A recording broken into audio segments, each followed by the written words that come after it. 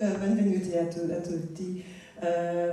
Abbiamo anche quest'anno la cooperazione con il Napoli Film Festival e sono molto lieta.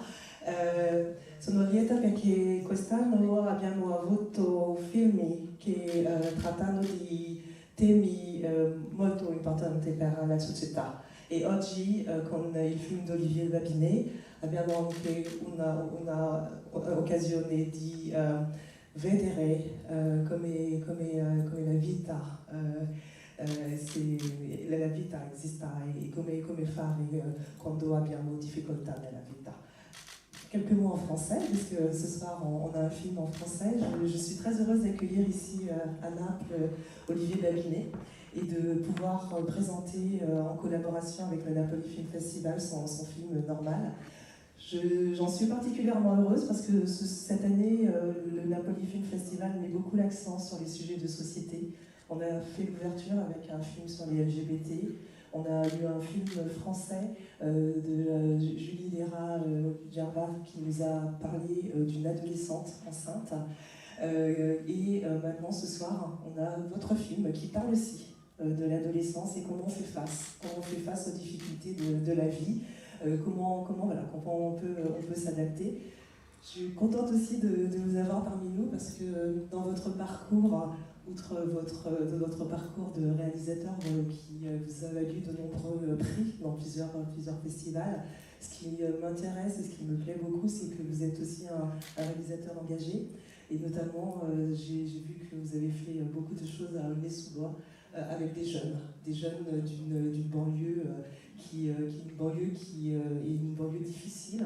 Et je pense que c'est un thème aussi qui peut faire écho à certaines situations qu'on peut connaître ici aussi à Naples, avec la périphérie de Naples, certains quartiers aussi qui connaissent des difficultés. Et donc je pense que cet aspect de votre parcours est particulièrement intéressant.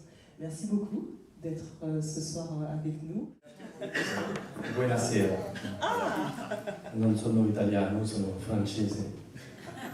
Non parlo italiano molto.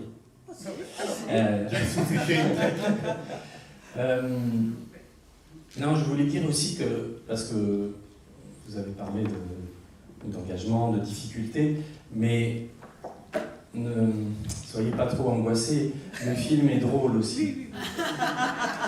Innanzitutto la cosa era appunto accennato che quest'anno Napoli Film Festival ha preso dei film francesi con delle tematiche sociali molto forti che hanno sempre a cuore l'adolescenza e il lavoro di Olivier appunto da regista impegnato e anche quello di trattare i temi che in qualche modo anche a Napoli sentiamo molto vicini per la questione delle periferie. Giustamente Olivier dice non vi preoccupate, il film è anche molto buffo e divertente, non è soltanto un film cupo su questi temi sociali.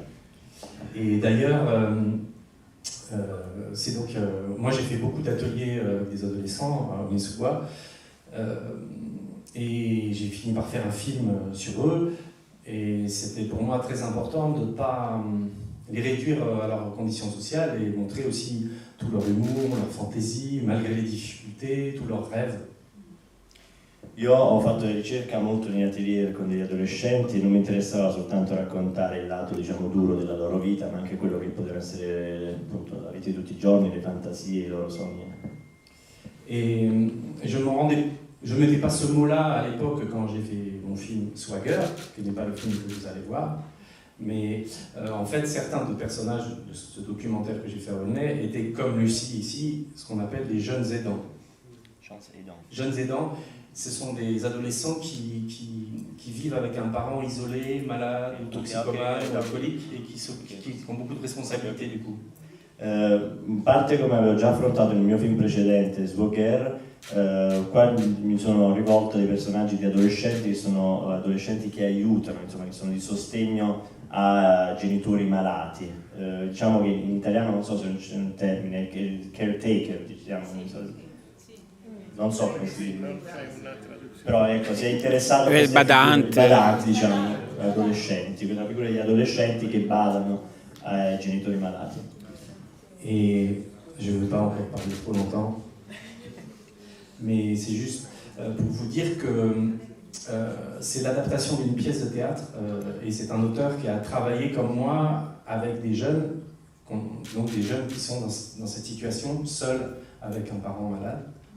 Il film è tratto da una pièce di teatro il cui autore, come me, ha lavorato, ha fatto ricerca con appunto degli adolescenti alle prese con dei genitori malati.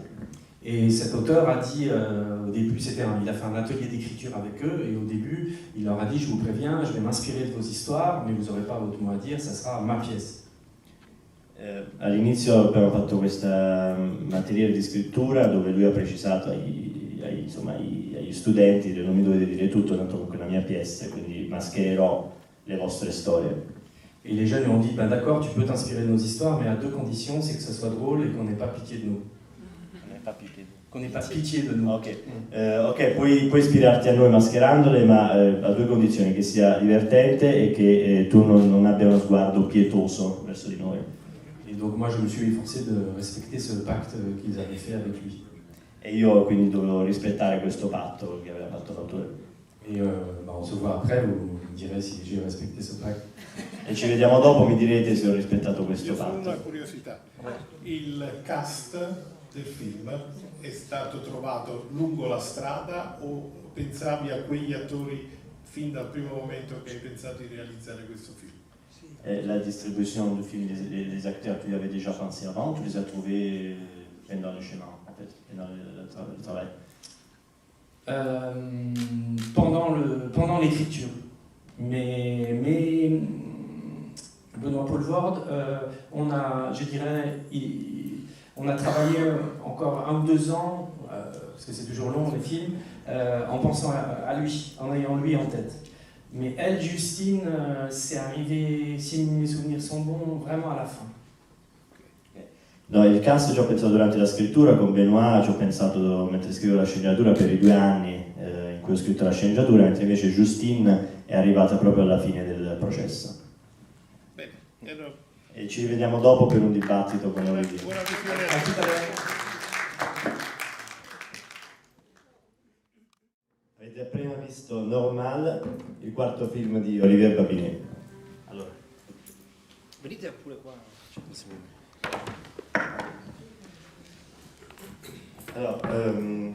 Non so se ci sono già delle domande da parte del pubblico. Una per il ghiaccio. Monsieur Babinet, pourquoi il a décidé d'écrire à mon père? Pourquoi il a dédié le film à son père? Il veut commencer par une question un petit peu trop émotionnelle. La ragazza ha chiesto, perché non aveva capito, perché alla fine il film è dedicato al padre. Giustamente lui ha detto, iniziamo subito con una domanda molto emotiva, emozionante, difatti il finale del film è emozionante su questa linea. Donc du coup, effectivement, comme la fin du film est très, très touchant et la figure du père, disons, prend une dimension tragique en quelque sorte, c'est bien aussi de commencer les débats. Non, mais je vais essayer de répondre. Non, mais parce que mon père, il est mort pas longtemps avant que je tourne le film. Mais bon, on meurt tous. Et il est mort du Covid. Et puis c'était un vieil homme diminué, quoi. Il avait du mal à marcher, il avait des béquilles. Et en même temps, c'est mon père, il m'a élevé. Donc et il y a un petit peu de lui dans le film. Il film è dedicato a mio padre che è venuto a mancare come tutti noi prima o poi, poco prima delle riprese del film di Covid, e quindi era diventato anche lui un uomo negli ultimi tempi, era diventato un uomo anziano, camminava male, camminava con l'aiuto delle stampelle, e quindi en quelque sorte ça t'a inspiré quand même dans le rapport. Après, en fait, ce qu'il y a de lui dans le film, c'est la scène où il mange des pizzas en regardant un film de zombies. Parce que moi, quand j'étais petit, avec mon père, il adorait les westerns, et donc on regardait les westerns, et il prenait une bouteille de whisky, c'était un prétexte pour boire du whisky aussi. Je te laisse peut-être traduire parce que... C'è qualcosa di mio padre nel film, in particolare nella scena in cui mangiano la pizza guardando dei film horror. In realtà quando ero piccolo con mio padre vedevamo dei film western e bevevamo insieme del whisky, e era l'occasione soprattutto per ubriacarsi di whisky. Mais c'est vrai que c'est des moments que j'ai beaucoup aimés avec mon père, où moi je me déguisais en cow-boy, je mettais un chapeau, un pistolet, et on regardait les westerns ensemble. Il y a ce côté que j'ai mis dans cette scène en tout cas. Voilà. E c'era questa abitudine appunto mentre vedevamo i western che io mi vestivo da cowboy con il cappello e la pistola, quindi era un rituale che appunto ho voluto riprendere in questa scena del film. Mais après, si on parle de père, je dirais que moi, j'ai essayé. Moi, j'ai une fille qui a 11 ans, et donc je me suis mis évidemment dans la tête de Lucie, au maximum, mais je me suis mis aussi dans la tête de son père en me disant comment je ferais si je me retrouvais seul, malade, et m'occuper de ma fille. Allo stesso tempo io ho una figlia di 11 anni, quindi per quanto io mi medesimassi nel personaggio di Lucie, ho anche pensato che mi succederebbe in quanto padre se dovessi ammalarmi e mia figlia si dovesse occupare di me. Oui, j'ai une curiosité. Je sais que le film s'est pris d'un œuvre de théâtre, Oui. mais je veux savoir si vous avez vu un film des années 60, Billy Liar, de John Schlesinger, avec les protagonistes que c'est comme Lucie. Il mélange la réalité avec les rêves, il mente souvent. C'était une curiosité si vous connaissez le film. Non, mais je serais curieux de le voir, mais non, je ne le connais pas. C'est intéressant, Vous me direz après, peut-être. je vais le noter. Peut-être lequel qu'il a écrit En pensant à ce film. Peut-être. So che il film è tratto da una pièce di teatro, però mi ha ricordato molto un film di John Schlesinger, Billy Liar, in cui anche lì c'è un discorso sul sogno, sull'immaginazione, e il regista l'ha visto, può darsi che chissà forse l'autore della pièce l'abbia visto per ispirarsi. Un'altra questione là?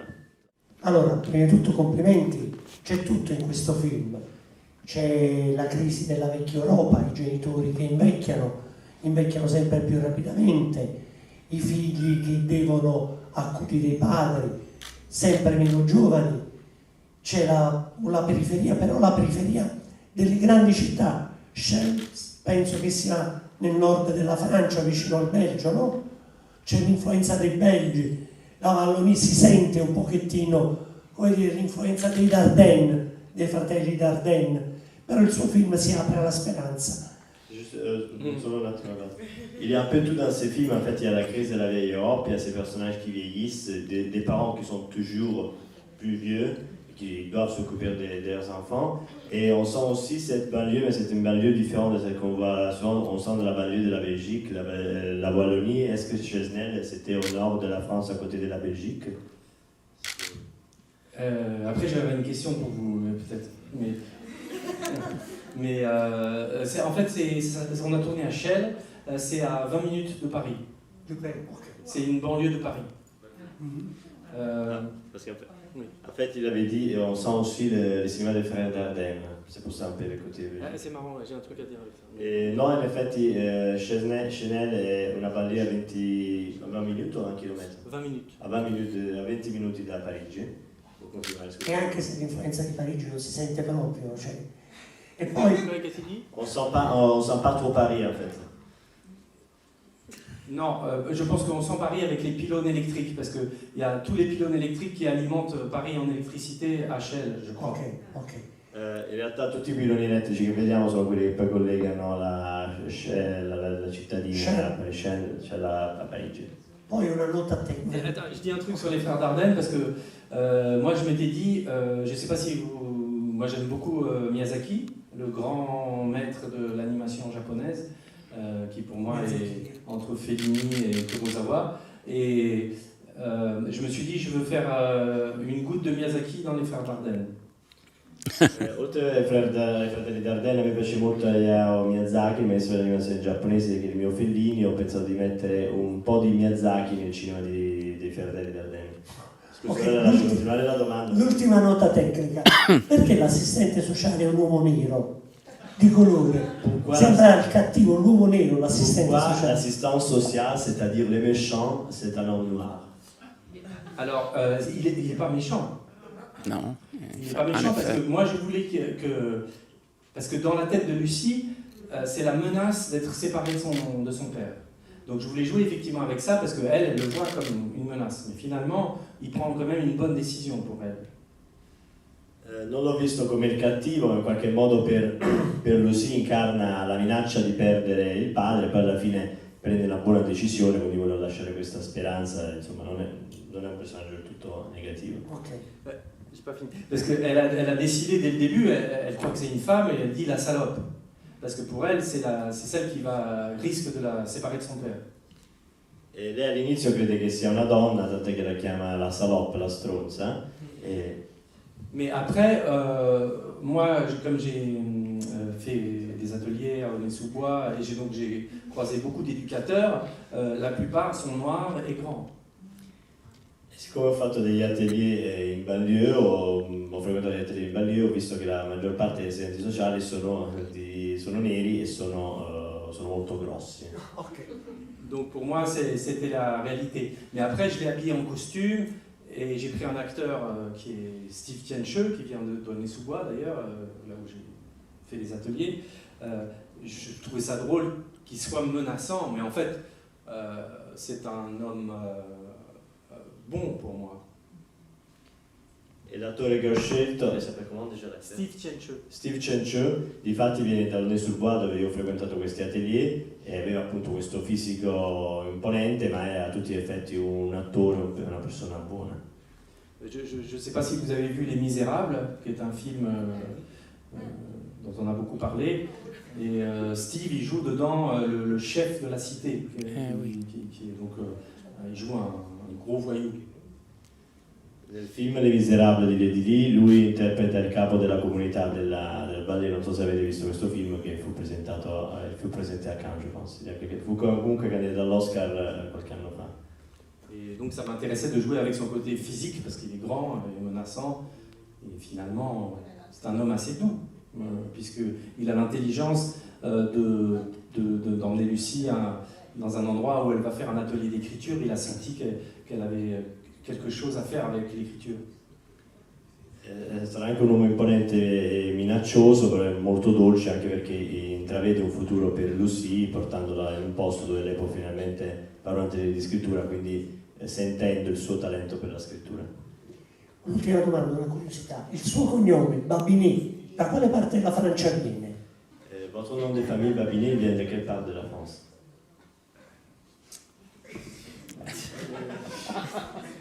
Je ne sais pas très bien.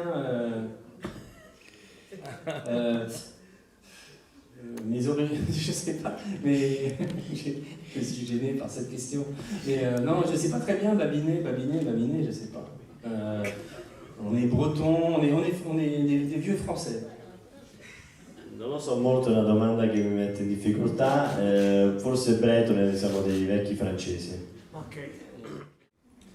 Alors, plus qu'une question, c'est un constat. On parle de banlieue, on parle des frères d'Ardennes, mais ici, on voit tout autre banlieue et il y a quand même un regard cinématographique, il y a une mise en scène qui n'est pas, comme chez les frères d'Ardennes, fade, en quelque sorte rude.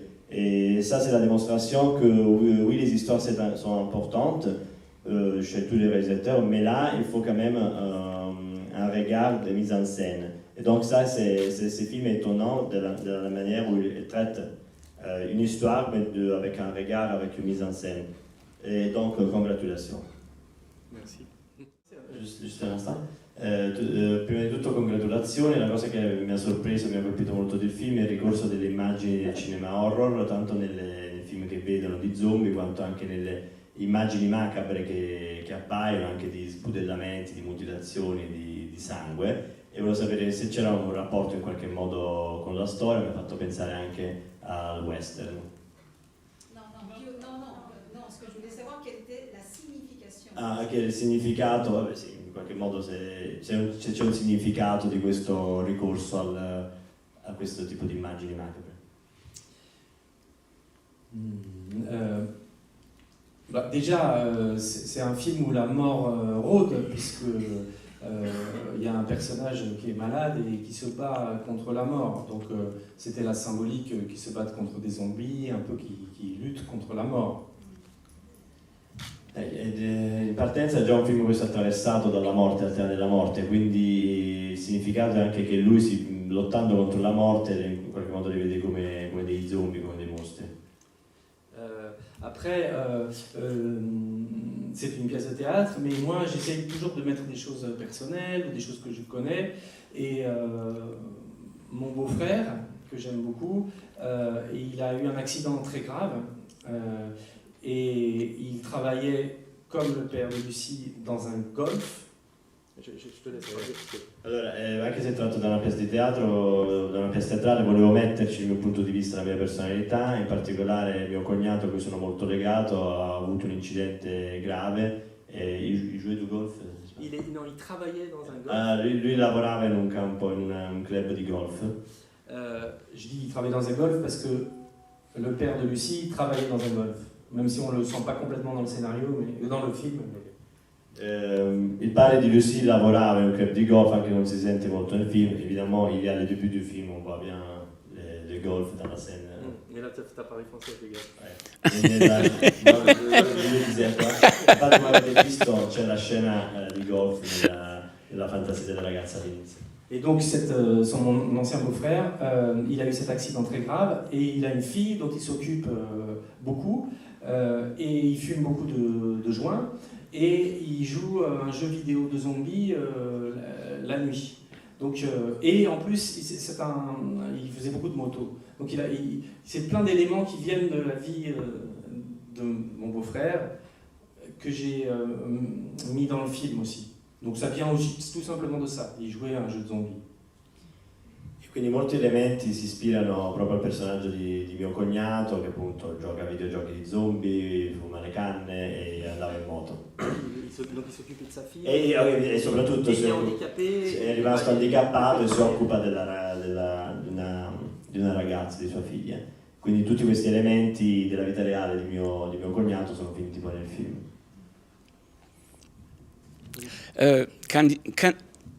Quand Lucie regarde le public ou la caméra, j'ai pensé un peu à la nouvelle vague, à Godard dans le premier film et aussi à 400 coupes de Truffaut parce qu'il y a les garçons qui regardent quand il fait la fin, ouais. Oui, il regarde le public comme chercher Naïd ou pour dire j'ai besoin de quelque chose ou vous devez penser qu'il y a des autres comme moi, quelque chose comme ça. Guardando lo sguardo in macchina alla fine di Lucie verso il pubblico, ho pensato molto alla Nouvelle Vague, a Godard, ai 400 colpi al primo piano finale di 400 colpi di Truffaut. La questione della domanda era... Sì, volevo sapere se pensa, cioè se lo sguardo interrogativo della ragazza verso il pubblico era anche come aiuto o anche come dire non sono la sola che è in queste condizioni. Est-ce que ces regards à la fin, ces points d'interrogation dans les regards de la fille, ça veut dire je ne suis pas la seule à avoir cette situation-là ou c'est une demande d'aide? Ou c'est une demande de quoi? D'aide, de regarder D'Aïd. Ah oui, d'aide. J'ai fait des projections avec des associations, c'est souvent des filles qui sont des jeunes dans cette situation-là. Et je suis content parce qu'elles aiment beaucoup le film et elles s'identifient à Lucie. Et cette scène particulière les touche parce qu'elle dit le mot jeunes aidants. Et ça les touche beaucoup parce que tout d'un coup, elles sont représentées. Donc. Ok. Ho fatto molte proiezioni davanti a un pubblico di ragazze come la protagonista, quindi nella stessa situazione, sono molto commosse e identificate nel personaggio, quindi insomma credo di essere riuscita a rappresentare quello che loro sentivano queste situazioni di queste ragazze. Après c'est vrai que les 400 coups, c'est un garçon qui s'échappe d'un centre où on l'a mis, où il était emprisonné. Et bon, elle est... c'est plutôt une bonne solution pour elle, mais il y a un petit, effectivement, il y a sûrement quelque chose à voir un peu avec les 400 coups. Ok. Rispetto ai 400 colpi lui fugge difatti da una sorta di prigione giovanile, quindi un'altra situazione rispetto alla sua, quella di Lucy, che invece si ritrova in una buona soluzione, insomma, trova una buona soluzione per la sua vita, però sicuramente ci può essere un richiamo al film di Truffaut. Moi j'avais une question technique, je le dis en italien avant, mi aveva colpito molto la scena del ragazzo sospeso sul pilone elettrico, volevo chiedere come era stata realizzata. Il y a la scène du garçon qui est sur le pylône. Ouais. Alors comment tu l'as réalisé? Parce que ça semble vraiment difficile, je ne sais pas comment vous l'avez réalisé, mais je pense aussi à l'acteur. On n'a malheureusement pas le droit de faire monter un acteur sur un pylône électrique parce que c'est dangereux. Ovviamente non avevamo il diritto di far salire un attore su un pilone elettrico perché è molto pericoloso. Moi j'aurais été prêt à ce qu'il meure pour le cinéma, tu vois. Io ero anche preparato e disposto a che morisse per il bene del cinema. Mais on n'a pas fait ça comme ça. Il y a un morceau de pylône qui a été fabriqué en bois mais très réaliste. Okay. C'era un pezzo di pilone in legno che era stato costruito in modo molto realistico. Qu'on a filmé sur fond vert avec l'acteur en plein air au coucher du soleil. Okay. E l'abbiamo filmato con lo sfondo di uno schermo verde appunto sotto la luce del tramonto all'aria aperta. On a fait un mouvement de caméra, on recule comme ça. Abbiamo fatto un movimento di camera all'indietro. Et après on a tourné à Chelles où il y a plein de pylônes. Un mouvement avec un drone sur un endroit où il y a plein de pylônes, on a reculé comme ça au coucher du soleil. Ok, abbiamo fatto una stessa scena con dei droni, sempre al tramonto a Shell, dove ci sono tutti questi piloni elettrici, sempre un movimento all'indietro. Et après, les deux images ont été assemblées et tout le pylône a été reconstitué en 3D, toute la partie au-dessus et en dessous.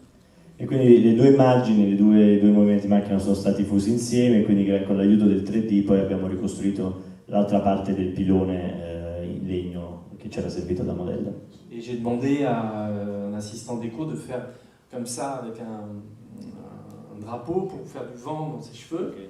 E ho chiesto a uno dei scenografi, all'assistente scenografo, di agitare degli oggetti per far sì che ci fosse un effetto di vento sui capelli del personaggio. Et dans le plan où il recule, il y a des oiseaux qui passent derrière, donc on a mis les bruitages d'oiseaux, on a mis des bruitages de métal quand il bouge, le bruit du vent, tout ça pour faire croire que c'est vrai.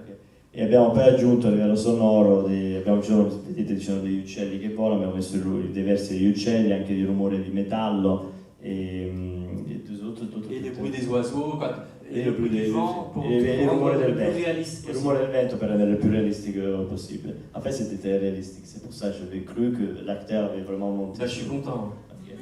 Effettivamente l'effetto è molto realistico, sembrava quasi che l'attore stesse sul pilone. C'était un peu le plan. Noi c'è toute dernière question pour moi, l'ultima domanda. Il casting fatto per l'attrice, già ne avevamo parlato prima, però credo che rispetto all'attore che chiaramente conoscevamo già tutti sia la vera scoperta del film. Je voulais te demander, comme Benoît Poulvert, il est déjà très connu, on ne s'attend pas de le voir aussi bien, mais la fille est vraiment une révélation. Et je voulais savoir comment avait démarché les castings pour ces rôles-là et la façon de travailler avec elle, parce que je pense que c'était complètement différent de la manière de travailler avec un comédien comme Benoît. Donc, et comment les deux ont bossé ensemble. E anche chiedo come hanno lavorato insieme un veterano come Benoît Poulvert e un'attrice. Elle est débutante. Alors, Justine, elle vient de l'Est de la France. Elle a un petit accent d'ailleurs. Viene dall'est della Francia e ha un piccolo accento appunto di quella zona. Elle vient d'une région de France où il y a beaucoup de chômage, où les gens votent beaucoup pour l'extrême droite d'ailleurs. Viene da una parte della Francia dove c'è molta disoccupazione, dove di fatti si vota molto verso destra. Elle vient d'une famille où ils n'ont pas beaucoup d'argent, pas toujours à manger à leur faim. Viene da una famiglia in difficoltà economiche serie dove non sempre potevano mangiare. Mais un jour, et elle fait du foot. Son père l'a fait jouer au foot depuis qu'elle est jeune et elle était dans un club de foot au FC Metz. C'est une ville de l'est de la France. Ok. E lei giocava appunto in una squadra di calcio dove il padre l'aveva iscritta da tempo, sin da quando era piccola, e quindi giocava nella squadra locale di questa cittadina nell'est della Francia. Et un jour, pour un autre film que le mien, une directrice de casting est rentrée dans son collège et il cherchait une fille qui fait la gueule. Une fille, comment on va dire ça autrement, renfrogné. È un direttore casting per un altro film, non questo. Una volta è entrato in questa scuola e cercava appunto una ragazza un po' indurita, un po' arrabbiata, con un broncio, avec la gueule. Et ils ont vu Justine et ils sont allés la voir et elle les a regardés comme ça et elle a fait la gueule, elle a dit qu'est-ce que vous me voulez, et quand ils lui ont expliqué, tu sais, il y a un casting, tu ne peux pas le faire et tout, elle a pris la carte mais bon, elle a grogné quoi. Okay. E quando sono andati a incontrarla appunto per proporre di recitare in questo film, lei è stata molto scontrosa, le aveva quasi mandato in quel paese, insomma era molto imbronciata. Et elle a raconté ça à sa mère le soir et sa mère lui a dit mais Justine, appelle-les, qu'est-ce que tu fais, appelle-les. E quando l'ha raccontato la sera alla madre, la madre non ci poteva credere, ha detto ma che hai fatto, richiamali subito. Et elle a été prise dans ce film que je n'ai pas vu. È stata presa per questo film che io non ho ancora visto. Nous, on a vu plein d'adolescentes de toute la France, des vidéos TikTok, des machins sur Instagram, des castings sauvages, des comédiennes. E abbiamo visto video di ragazzi di tutta la Francia tramite Instagram, tramite TikTok, tramite qualsiasi forma di video. Et ma sœur m'a dit, ah, il y a un film, il y a 2 filles qui sont bien. Elle avait vu le film et elle m'a dit, tu devrais aller voir. Donc j'ai demandé à la directrice du casting de voir cette fille. Okay. E mia sorella mi aveva consigliato un paio di film, uno dei quali appunto recitava Justine, e mi ha detto assolutamente devi chiamare questa ragazza, e quindi io ho contattato subito il direttore di casting di quel film. Mais j'avais un peu oublié ça et puis j'ai vu tout d'un coup, donc on ne trouvait pas la fille et puis tout d'un coup on voit un casting et je vois, elle a fait un essai, Justine, une improvisation où elle devait dire au directeur de l'école, le directeur de l'école lui demandait comment ça se passe à la maison avec ton père et elle devait dire tout va bien. E difatti me ne ero un po' scordato, poi Justine è venuta a fare questo provino in cui doveva dire al preside della scuola c'è questa domanda e il preside chiede come va a casa e lei deve rispondere a casa va tutto bene. Et en fait, elle m'a beaucoup ému et plus je regardais cet essai, plus j'étais ému, j'avais un peu les poils qui se dressaient et tout. Et en fait, je crois que c'est sa manière de dire papa qui m'a un peu bouleversé. E questo test, questo provino mi aveva subito emozionato, veramente a tenere la pelle d'oca, in particolare il modo in cui lei pronunciava la parola papà. Et je pense qu'elle a beaucoup aidé aussi Benoît Poelvoorde parce qu'elle est complètement au premier degré dans l'émotion, elle triche pas. E lei è stata anche ha aiutato molto anche Benoît Poelvoorde perché lei è molto sincera, spontanea, onesta, non è una che ne triche pas, non è una che in qualche modo finge, che imbroglia, insomma. Et d'ailleurs, on a fait une seule lecture avec Benoît, j'en ai fait avec elle, j'ai plus travaillé, mais il s'est mis à pleurer sans le contrôler dans la scène, en lisant, dans la scène où elle écrit la lettre à Furiosa, la fille au sein mitraillate, dont il est amoureux. Con Benoît avevamo fatto solo una lettura, con lei ci è voluto un po' più di lavoro, eppure durante la lettura, nel momento in cui lei recitò la scena della scrittura della lettera a Furiosa, Benoît è scoppiato a piangere. Et il lui a dit, ah, bah, tu m'as eu là. E in quel momento ha detto mi hai conquistato. Et lui aussi, il a aidé en faisant plein de blagues, en chantant des chansons paillardes. Tu vois ce que c'est, les chansons paillardes? Il chantait des chansons, tu sais, un peu, je sais pas comment on dit, chansons un peu vulgaires. On chante en fin de repas. E anche lui l'ha aiutato molto, diciamo, sdrammatizzando, cantando delle canzoni goliardiche. Et donc ils chantaient tous les deux des chansons paillardes en arrivant sur le plateau. Okay.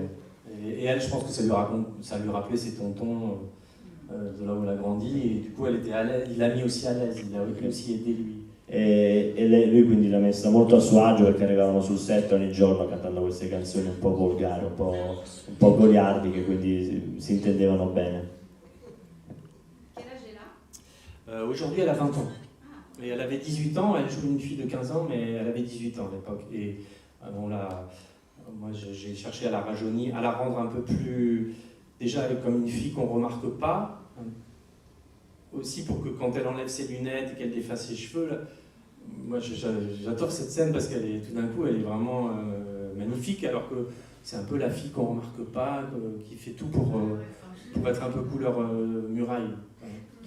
La ragazza ora ha 20 anni, all'epoca delle riprese ne aveva 18, doveva interpretare un personaggio di 15. Io ho fatto di tutto in qualche modo per ringiovanirla e, come dire, renderla un po' anonima, di modo che poi la scena in cui lei si toglie gli occhiali, si scioglie i capelli, c'è un effetto in cui si sembra appunto più maturale, ci sembra una donna. Et d'ailleurs, j'ai parlé la semaine dernière à des filles qui sont donc dans cette situation pour de vrai, quoi, qui ont des parents très malades. Et il y a ça, elles disent, en fait, il y a un côté où elles ne veulent pas se faire remarquer, elles ne veulent pas elles veulent pas trop dire qu'elles sont différentes, parce qu'elles veulent être comme tout le monde, qu'on les accepte, qu'on n'ait pas peur d'elles, parce que tout d'un coup, elles sont dans une situation dramatique, elles ne veulent pas qu'on les regarde comme des monstres, quoi. Enfin, des monstres, que les gens soient mal à l'aise, quoi. E c'è anche questa tendenza, l'ho scoperto ora presentando il film con delle ragazze in situazioni simili, che queste ragazze in tutti i modi non vogliono sembrare diverse, non vogliono essere in qualche modo, vogliono, come dire, essere se stesse, non vogliono in nessun modo far sembrare di non essere a loro agio con quello che sono. Elles veulent être comme tout le monde, quoi. Non voleva essere come tutte, insomma, non voleva distinguersi particolarmente. Ce qui est le cas aussi de tous les adolescents. On a aussi envie d'être comme tout le monde, quoi. On oscille entre vouloir être différent et être normal, quoi. È un po', diciamo, la questione di tutti gli adolescenti, essere come tutti gli altri, normali, oppure essere diverse, e chiaramente lei vuole essere normale. Allora, lei ha citato il Sud Italia e la Puglia come il paradiso perduto, un momento di felicità. Perché proprio il Sud Italia e in particolare la Puglia? J'ai compris. Parce que tu veux traduire en français peut-être Je traduis quand même, juste pour l'habitude. Vous citez l'Italie du Sud, en particulier les Pouilles, comme un moment heureux. Pourquoi ce choix des Pouilles et de l'Italie du Sud? J'avais un oncle italien, Franco Ritti, qui venait des Pouilles. Et donc petit, j'allais en vacances dans les Pouilles et une fois on a pêché un requin, petit requin, mais pour moi c'est un souvenir mythique. Io ho uno zio italiano per cui spesso andavamo in vacanza in Puglia e ho questo ricordo magnifico. Una volta che andavamo a pescare, pescammo uno squalo, un piccolo squalo, ma per me è un ricordo magico e indimenticabile. Donc c'est un peu un paradis perdu pour moi. Per me quindi è un paradiso perduto. Et d'ailleurs le calendrier où elle note, elle met la tête de mort quand il va y avoir la visite de l'assistante sociale, en fait c'est un calendrier des Pouilles. C'est des images des Pouilles derrière. Il calendario dove la ragazza mette poi delle teste di morto, si tratta di un calendario con delle immagini della Puglia. Allora, non so se ci sono altre domande. Non mi capiterà spesso di vedere Olivier almeno fino a domani. Comunque, se non ci sono altre domande, merci beaucoup. No, merci. E merci a voi, grazie a tutti per le vostre domande. Il film esce nelle sale il 12 ottobre con Nomad Entertainment come distribuzione, quindi mi raccomando, se vi è piaciuto consigliatelo a tutti i vostri amici cinefili e non. Et je voulais te remercier parce que tu es quand même un sacré bon interprète. Oui, c'est peut-être, je préfère avoir une carrière peut-être. En fait, je demande à la consul si il est réalisateur de films.